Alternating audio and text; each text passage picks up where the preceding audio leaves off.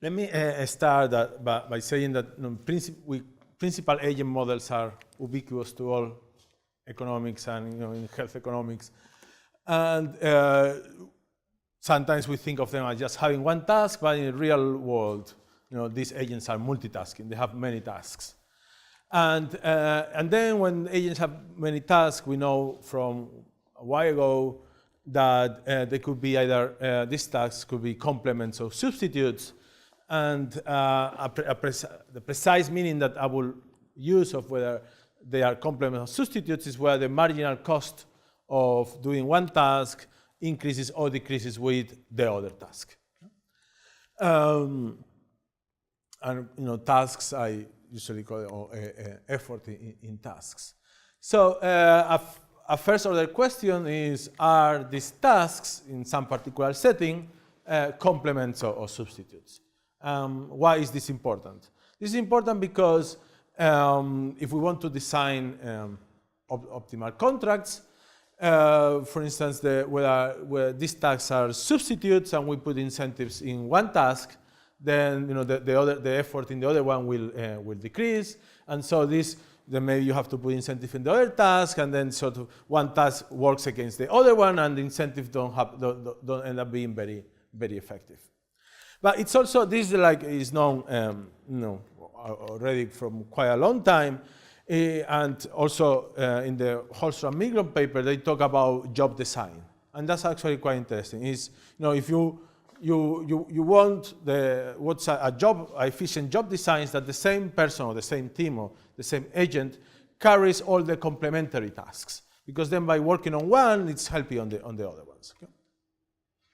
But the thing is that we don't, I don't think we have a lot of evidence on different settings on whether these tasks are complements or substitutes. Part of that is that what we need to find that evidence is actually quite demanding, because we need a change in the relative prices between tasks, but we need that this affects a group and there is some other group that is not affected, so that we can compare when the relative prices changes, what happens to the tasks. If the task, the price of one task increases, what happens to that task, and so we use the other as a control group. So what this paper is going to be about is to give another way of testing for whether tasks are complements or substitutes in a setting, and what I'm going to use is not like the standard setting of a control group, but what I'm going to use is two-part contracts. So two-part contracts are I still don't have it so much. Are standard linear in two parts, and so what I'm going to claim is that using these contracts, I can devise a test of where tasks are complements or substitutes.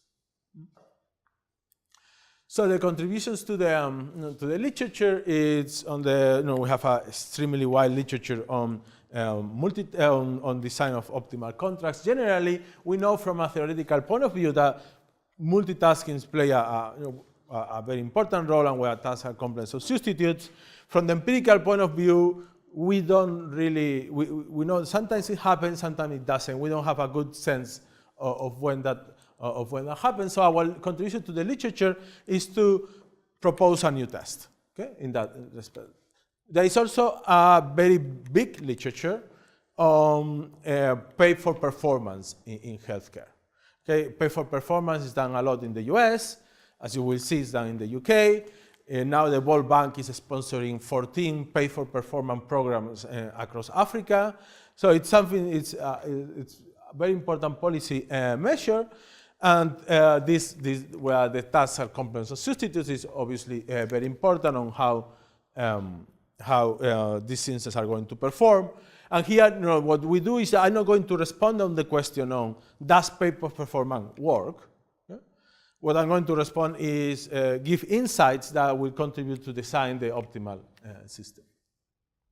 And then something that it's actually very, I find it very interesting is is sort of a contribution, I think, to a literature which is very soft, design of health systems. It's like a big word, health systems, and how. But here you sort of this gives you tools, a way to put this in more concrete terms. Because, for instance, in the US, you have a much more specialized system where each specialist, people go to specialists a lot, and they carry. While in the UK, there is a more family doctor system that then refers patients to a specialist. In this sense, if tasks are complements, you want this doctor to carry out these tasks. So it makes sense then when you think of, okay, how I'm going to structure the health system where these tasks are complements or substitutes. So the empirical, yeah. Are you taking the complementarity or substitutability as given, or is something that you can change? In this setup, they are given. They are technological. They come from some technological constraint, and we are trying to estimate how they are.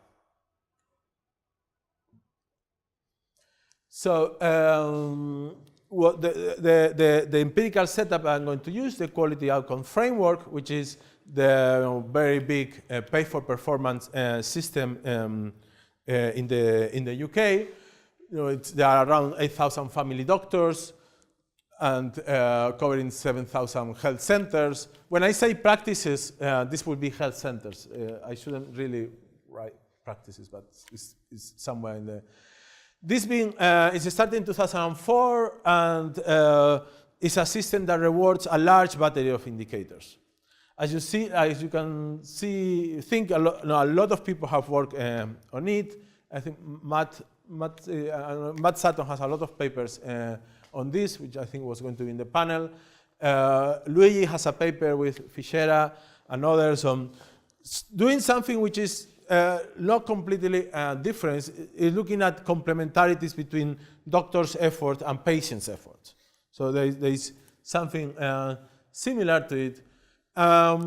The key part of this system that I'm going to use is that all indicators that are rewarded have this shape, a two-part contract. This is an indicator, the sixth indicator for asthma. It's a percentage of patients with asthma who had an asthma review in the previous 15 months. And this is typical in several ways. The thing is, we are going to ignore all this part, the lower part, because there is no one here. And that happens all across all the indicators. Okay? So all the action is in this part. And you will see there is, in a lot of them, there is this bunching here. So you see how a lot of them are concentrated on just the kink. So yeah, the thing is, I'm going to use how I can use this contract structure to test for complementarities or substitute. So in the basic version of the model, we have, there is no uncertainty, so there is one-to-one correspondence between effort and output. Okay? And the principal hires the agent, who is the doctor, to carry two tasks, 1 and 2, and the formula for the payment system is in general is something like that. Okay? There are two tasks, and there are two nonlinear functions, which are non-decreasing, and then there is a cost function, the cost of effort, which is going to be indexed by this set, which is a productivity parameter. So the higher the set is, the smaller the cost. So I'm going to think that you could have more efficient practices and less efficient practice, more efficient doctors and less efficient doctors. And that's like a global productivity parameter. So is this the cross-partial derivative of 1 and 2 that tell us about where there are complements or substitutes. And that will be a distribution of practices or doctors with this set. And this, so far, is the only source of heterogeneity. So C is the same across all. This part is the same, yes. And the part that changes is the cost function. Yeah. Exactly. Yeah. So then the agent, in this case, the the doctor maximizes this thing. This maximizes the profits. And what I'm going to do is that it's going to be slightly schizophrenic. So I'm first going to get you through the world when these two functions are linear. Then I'm going to introduce the world of when the second one is linear, but the first one it has the kink. Yeah? What's the T here? Is there a lump sum for any? Actually, we have it in the model, but I don't think there is. Yeah. No. And so then, yeah, the second one is going to be linear, the first one non-linear. Then I'm going to the empirical section. Okay? And within the empirical section, I then exploit the non-linearity of both. Okay? So that's a bit schizophrenic, but I think it makes the link a bit easier to do. The payments. I mean, in reality, it's additive. So that I haven't thought much. I haven't thought. Yeah, I think I probably need it. But in all these settings, I think it tends to be additive in any case. In particular in this one. But yeah, I think I probably need it. Yeah, I think so.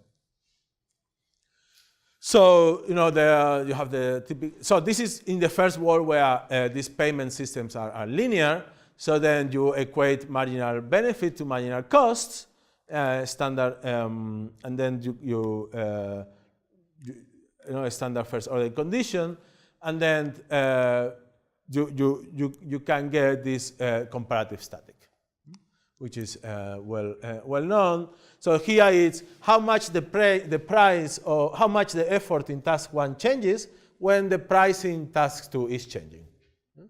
And this depends, the part below is positive, so the denominator, it doesn't play any role. All the sign depends in the numerator, in this marginal cost, in this cross partial derivative of the cost. And there's a minus in front of it. So if the tasks are substitutes, so if the marginal cost of task 1 increases when you do more of task 2, then this cross partial derivative is negative and the other way around. So this is the sort of the element that we use to go from observable actions to cost. Okay, that's the bridge we built. Okay, so now I'm going to go into the world where the first task is nonlinear payment, and the second one has a linear schedule. Okay? So here, it works as normal, where marginal benefit is equal to marginal cost. But the thing is that marginal benefits here, you have this condition of who is going to be in this kink. Who is going to be in this kink is someone that, the marginal, these A's are the slopes of this payment function. So who's going to be in the kink is going to be someone whose marginal cost is not as big as this one, but is not as small as this one. Because there is a change here in this continuity. You have a mass of people, which marginal cost is going to be between these two numbers. And all those are going to decide to be in UL. So what's Z again? So it's some kind of parameter which tells you how many people are going to be serviced by a given effort. F is a parameter that tells you how if two doctors exert the same effort, one of them is going to have a smaller cost of effort. Okay? So imagine you could fulfill 2 indicators of quality the same way as another one, but for someone else it's more expensive than for you to do it. So it's sort of a overall efficiency parameter. Okay? So here there are 2 things that I want you to note. One is you have the set here. So moving this set means I move the people that are up and down. And then this function doesn't depend on E1 because E1 is UL, depends on E2. So changes in how much I do of the other activity changes this marginal cost. But also, so for that reason, small changes in E2 will probably mean that you are still choosing UL. So imagine this number is 5, this number is 7, and this marginal cost is 6. I change A2 to 6.1. I change A2 a little bit, the marginal cost is 6.1. I'm still within this interval, so I'm still in this kink. So this is another sort of another way of looking at it, where now what we are trying to make more apparent is the distribution of the doctors. So this is how efficient they are or not. There is a whole density of this. So then, these are the ones that are not in the kink. So these are all the ones that chose UL. So then these are all in a bunching. And then you have the ones that are not in a bunching. So this is neutral, right? So you increase productivity, increases the productivity of both the two tasks. Set. Yeah. Yes. So if I were to think like there is some form of factor of maintenance. Yeah, that's. Some task that gets highly productive, another task becomes obsolete. I think we can. I think we can still deal with that, but we are working on it. It's one of the extensions that we have in mind to do. So you mean that heterogeneity is not in the global cost function, but in one of the tasks or something? Yeah. No. I think it's some robustness exercise that we should certainly be able to answer. That we need to work.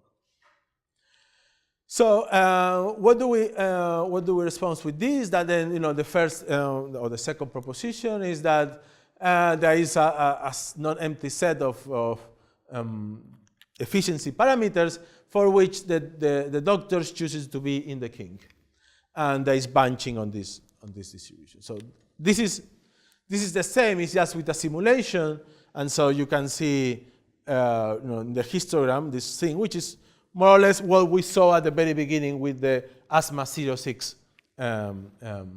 indicator, this bunching here. So for the same, then the next step is to show that which I already anticipated, is that if you are at the kink, then you are insensitive to changes in the price of the other task. Which is for what I said before. If this only depends on E2, if E2 changes a little bit, you are still within this interval, so you are still choosing UL. So here we have a sort of simulation of this. This is yes, it's corrected. So this is the case of substitutes, because this is effort 1, effort 2. When I increase the price of effort 2, I do less of effort 1. So this is the substitutes case. So here you can see how if, for instance, I'm here, you can take this point. If now I change the price to this other one, I'm still in the same point. So I'm not reacting. Which is the fact that so we change here. You can see it here. At the price of A2, it can go from here, then goes to here. So A2 actually changes. A2 changes, but A1 doesn't change because it's still within the interval. That's the case for complements, but it's the same. So okay, summing up is that the cross derivative of the cost function tell us about complements and substitutes, and that's reflective on changes in the price of A2, how it affects A1, and this derivative of the price is actually you have a space where it's 0 if you are at the kink, so it gives you some insensitivity. It's not strictly just C12, it's also the parameters of the payment system. So if you go back 2 slides, 3. So it's between A1 and A.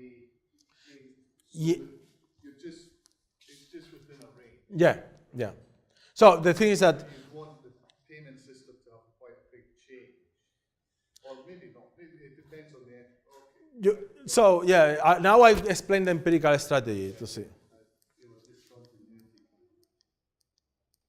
So this is still it's not very developed, but here we just put a bit of noise, okay, in the simulation, so the output has a noise still without risk aversion, and of course then when you put a bit of then things get much more smooth, but you still see some sort of less sensitiveness to the price around the king when you put this noise.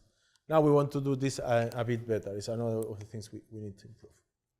Okay, so now it's the more the empirical part. So the data that we have. So it's a panel data of healthcare centers by where GPs works, and this is sort of a math system, a bit of a math system. So I say it's working since 2004.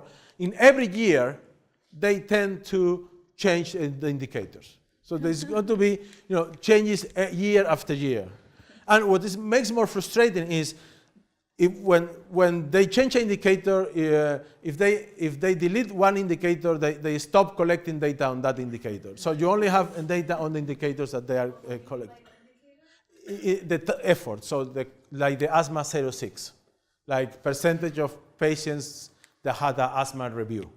Okay, so the quality measures. They change them all the time, and they stop collecting data of the ones that they drop. Okay? So otherwise it would be good that they're changing. yeah, exactly. Yeah, yeah, no. Yeah. So, but since 2009, 2010, something happened here that they decided not to change anything, which is very nice. And then in 2011, there was a change. So there is a set of indicators for which the price changed.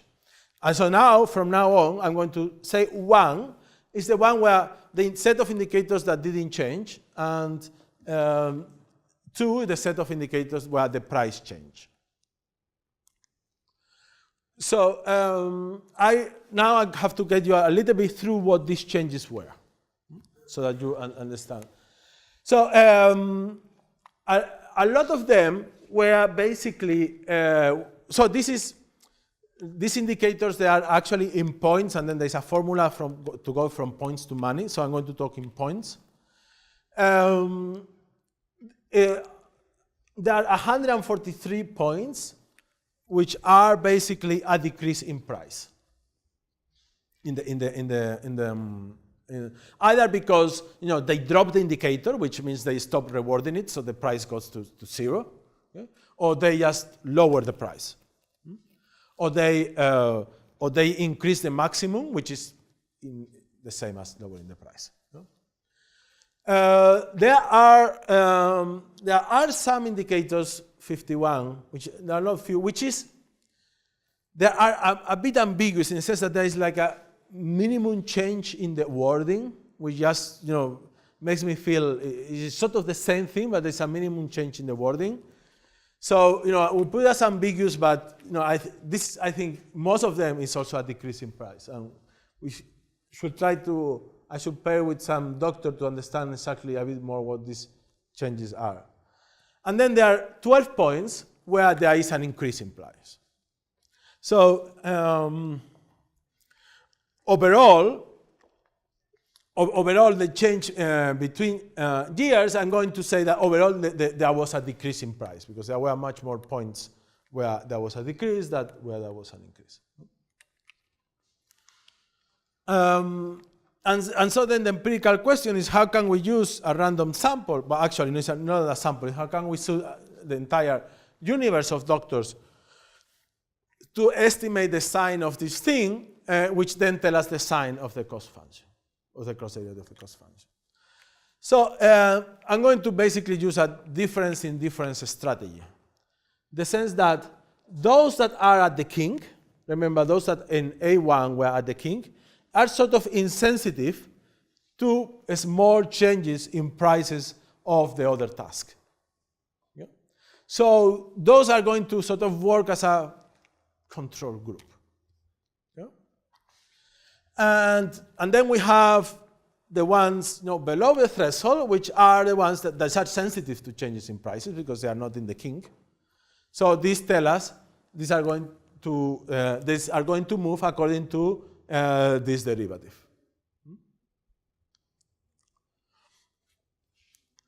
So this is the sort of diagram. We have practice B. So the change was blue and then it's red.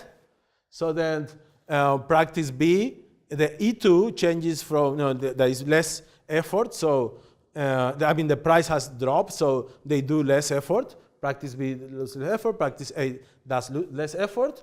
But then what happens here is that practice B is at the kink. So even if their activity 2 has moved, the activity 1 hasn't moved. While practice A, it moves because it's not at the kink. So this is the control group, this is the treatment group. So this, you can just do a difference in difference regression, which there is something, there is actually, so there is something, so this directly on the changes, but there is something important to point out is that although I have in the changes, this is like the dummy for the treatment, so the ones below the threshold. What I'm trying to capture here is that I'm sort of defining who should respond and who should not respond on the basis of some outcome that they have achieved. So this outcome depends on random noise also, and there is a reversion to the mean effect. So someone maybe was below the threshold for bad luck 1 year. Okay? So the mechanic effect is that this person is going to be above the following year. Okay? Thanks to having these 2 years in which nothing changed, I can estimate the average reversion mean effect.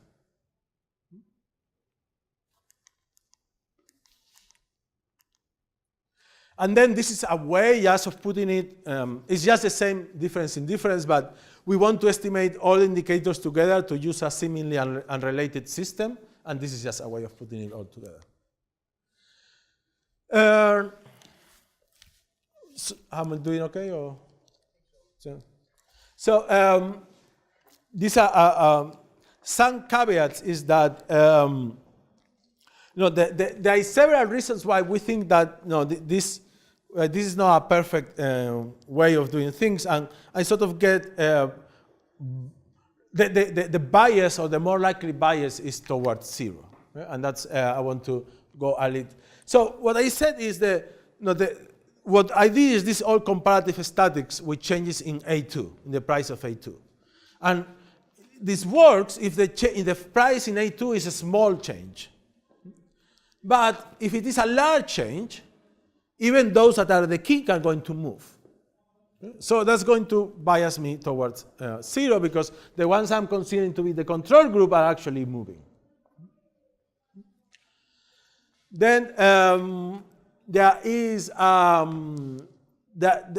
time shock, which means that some people that were bunched 1 year, the following year maybe the general technology improved or something, and they're not going to be bunched on the following year. So that also bias me against towards 0.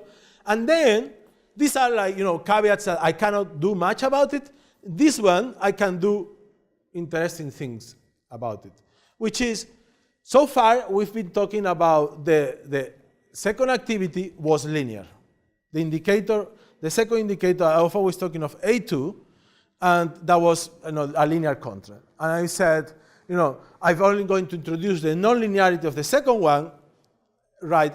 Within the empirical part, and that's what we'll be doing now. But first, let me. So the empirical test first to determine where there is bunching, yeah? And then use the difference in difference estimator on those that are that is bunching. So this is another this is an indicator, the asthma 6 that we saw before. You see a lot of bunching here just in the kink. Yeah? And this is an indicator where there is no bunching, DM17. If there is no bunching, I cannot do anything for those indicators, because then I don't have a region where they are insensitive to the price in the other task. And we have different ways of doing that. And what we're saying that what that follows at the price drop of A2 is that A1 actually decreases. So there are complements. I'm going now from the cross partial, from the price effect to the cross partial of the costs. This is sort of interesting. I just going to pay attention to this versus this. So this is when we sort of remove from the estimation those that are sort of just very close to the threshold, because those are where there might be more the time where for instance, if the price effect of A2 is a bit larger, the ones that we first go, right? Because are the ones that are closer to the. And you see then how as you expect, these numbers tend to be higher in absolute value than these numbers, because we are sort of keeping the ones that are more sensitive, less likely to go from the control to the treatment group, basically. Oh, this is not in the right order. Okay, so now let me introduce this other thing. So what happens when we consider that the second activity is nonlinear, the contract of the second activity is nonlinear? So what I'm going to say is that the nonlinearity in the nonlinearity on the payment for E2 is going to bias this towards 0, but in ways that we can do something. And it's going to bias towards 0 because it's going to imply basically that this derivative is 0. So for some doctors, so even if the price of A2 changes, E2 doesn't change, and so A1 doesn't change either. Okay? Because remember, all the change to 1 comes from a change in 2. So the most standard case is very straightforward. Once you look at the number as this picture for a year and a half, you realize that if the change is this, these people were not affected.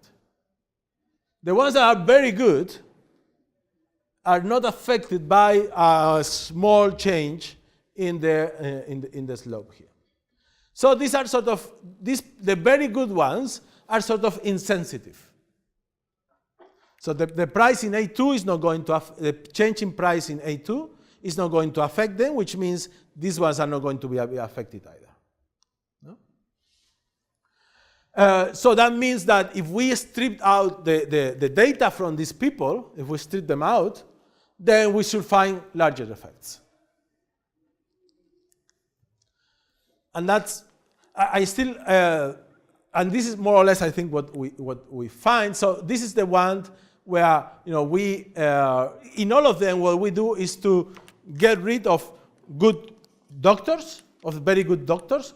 Here is where we get rid of more of them. And you see how in general this number tends to be larger than this.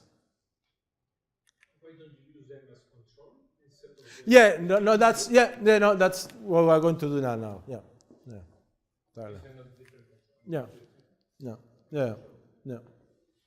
No, that's clear. And then the other thing is that just using the same logic we have using, if you are at the kink of E2 and there is a small change in E2, in the price of E2, you are not going to be affected either. You are going to still be at the kink in E2. And if you are still in the kink of E2, you have the same E2, so A1 is not going to be affected. No? So this is a case. So this the kink in E2 is in 0.3. So imagine the price changes from here to here. There is this small increase in price. You are still in the kink of the black is still in the kink, which means that this price change, it's here. So it means that E1 is not changing because E2 is not changing. But this one is not in the kink. is below the king. So it's one that supposedly should be in the treatment group, but it's actually not reacting because it's being it's trapped by the second one. Yeah? And when you do that, and you strip from, so these are the ones that have many indicators on E2 bunch. These ones that have few. So these are the ones that should be more sensitive. And more or less it happens. Okay, this is larger than this, that larger than this. This is more or less the same. And here still there is something we have to improve. Here there is one that comes as complement, which is not, it was substitute, sorry, just one of them. But I think we still have to improve this a little bit on something, on what indicators are many on bunch. But the general idea seems to, that is there. Okay, so how I'm doing 5 minutes, okay. So this is all the economics so far, and this is a bit like to sort of give you what tests, for what indicators we found out there were complements. And I agree that it's a bit unsatisfactory in the sense that what we have is a change in E2, in A2, and I'm saying this is like a composite change. I'm not saying now exactly which indicator of those is complement with each indicator of this. It's sort of a composite thing. But so percentage of patients with diabetes who have a record of kidney status in the previous 15 months, percentage of patients with diabetes had a record of neuropathy testing. So you can see how, and then what I'm saying, okay, what changes in, this is very qualitative, but what changes in E2 happened that could have meant that then doctors did less of this? Yeah? So the blood pressure measurement for diabetic patients become more stringent. So same set of patients, diabetic patients, now they are being rewarded less for blood pressure because basically the price remained the same, but the measurement, the quality criteria is more stringent. So then, they do less of that, and then they do less of these things. This is atrial fibrillation, something related with the heart. Don't tell me. In these changes in E2, several indicators for chronic heart disease were removed, which means there is a set of patients, hard stuff. Now they are being less rewarded, they work on them, so this thing also goes down. Even if there was no change in the price of AFO4. And then, I won't go you through all this because I don't really understand what these indicators mean. But just to give you a bit of, so just the conclusions, I have the luxury. So the idea was to consider the two-part contracts which are embedded in, seems to be like a way that principals like paying agents, maybe because it's sort of a way to control the budget, what the maximum will be, so on and so forth. So it's to use this structure to be able to understand where tasks are complements or substitutes in a particular setting. We apply it to the reward system of doctors in the UK, family doctors.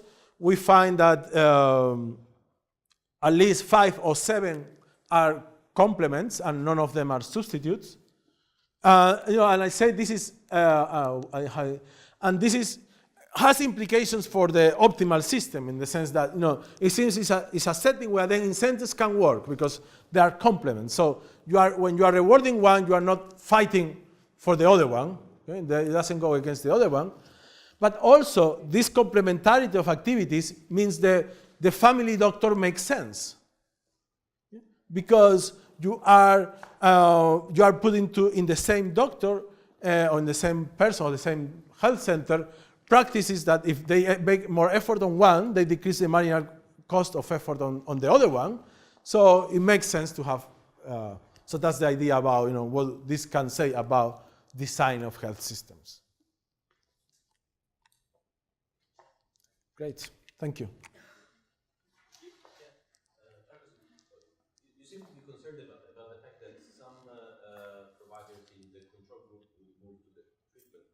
as long as you define your criteria based on the pre-intervention, then it doesn't matter whether they end up in the control group. But I think that's because then, well, what you estimate is a contemporaneous response. So it's not clear that because you were last year, you will be this year in the absence of the change.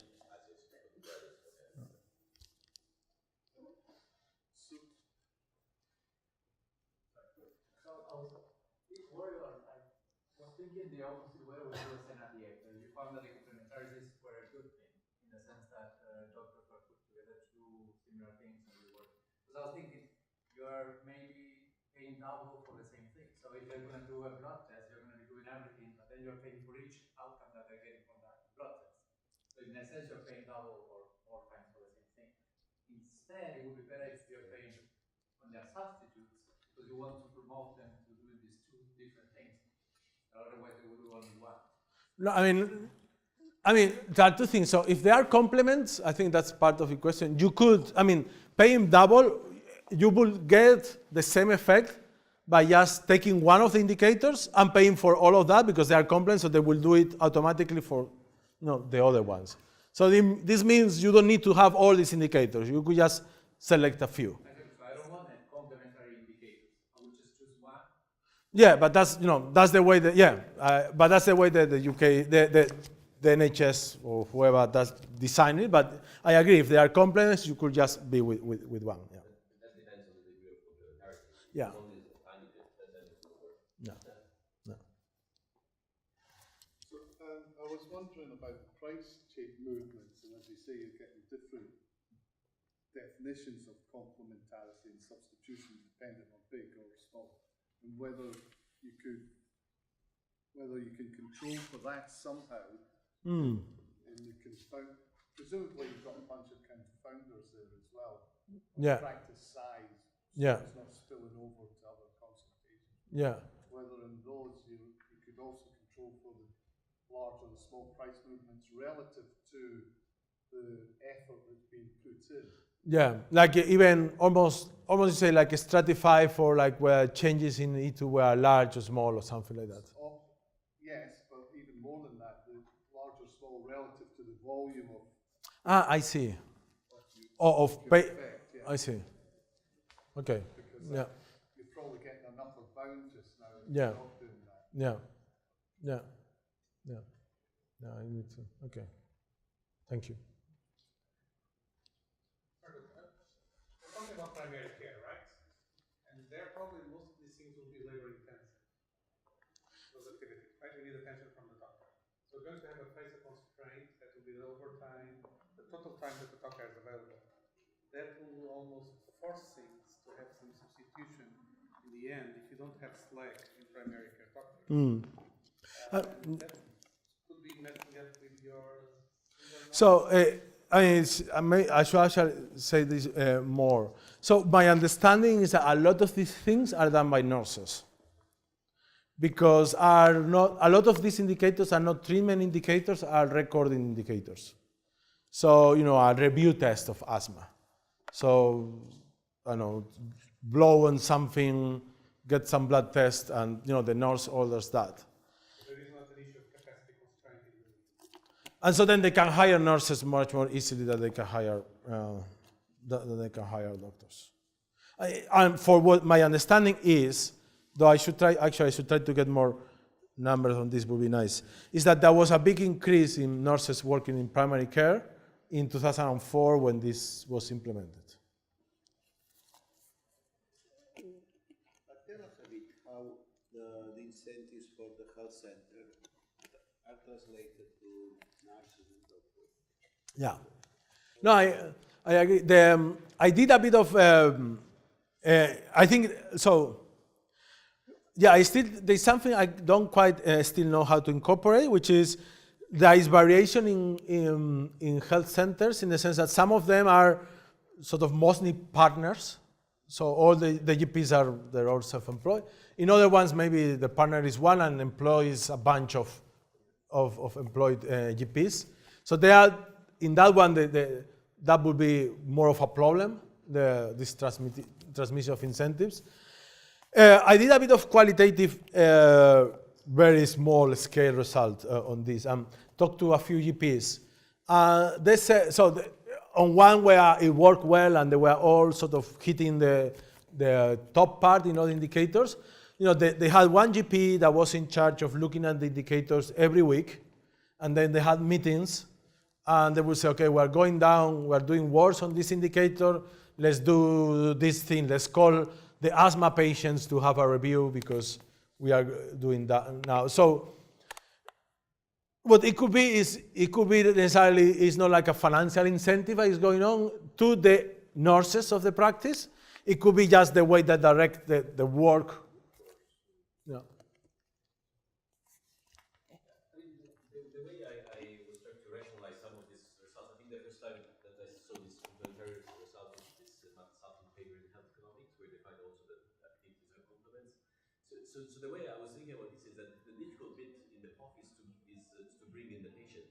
One you have brought because you have to send letters and bring them. So my impression is that once you get the patient in, the reason why you get the complementarity is that you have made all this effort to bring it in, and then you say, okay, we'll give you a few extra things, even if they're not strictly incentivized. Yeah, I think that's one way of, I think the easiest way of saying is that, I have a patient here who is diabetic and has asthma. I have to get a blood test for the asthma to comply with the asthma review, and and then it's just very cheap to put more tick to the diabetes test. Which perhaps would be slightly more complementary on the benefit side as opposed to the cost, but that's Yeah. You cannot tell them apart from a straight line. Questions? No? Thanks a lot, Marcus. Thank you.